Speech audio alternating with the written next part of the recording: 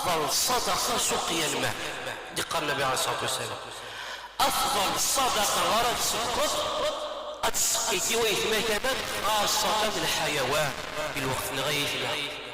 الحيوان إذا الحالي غيثنا كل يوم هناك قلاطاليس أخدم كي التصوامة كل يوم قلاطال قلبالكو أخدم التصوامة.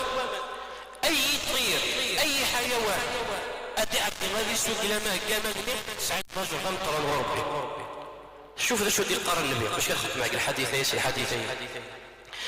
يقول النبي عليه الصلاة والسلام بينما رجل يمشي في طريق اشتد عليه العطش ينور كاز يسدوك بريد يفوذ يسحو فما الذي السوق يفارغ يفوذ يفهم يون البير يطرى البير يسوى إنك اسمي يدي وليم فوجد كلبا يلهث يأكل الثرى من العطش يفاديون وقجون يفوذ سي القوة والفذ يتسكك الحشيشة كيا كشمال غادي كشوية الفذ إن يسر جزني لقد بلغ هذا الكلب مثل الذي بلغني فنزل البئر فملأ خفه يتشور بسكراتيس يتفيت قموشيس يوليد سقى الكلب.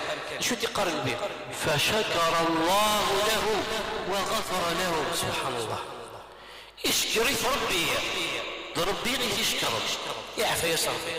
قالوا يا رسول الله أولا لنا أجرا في البهائم حتى الحيوان سعى الأجر؟ قال في كل كبد رطبة أجر. أي من الحاجة يسعى والروح طعم الطف تسقي الطف تشطف سعيد الرجل. إذا نيثنا أسأل الله عز وجل بأسمائه الحسنى وصفاته العلى أن يقينا عذاب النار. اللهم قنا عذابك يوم تبعث عبادك. ربنا آتنا في الدنيا حسنة وفي الآخرة حسنة وقنا عذاب النار. وصلى الله على نبينا محمد وعلى آله وصحبه أجمعين.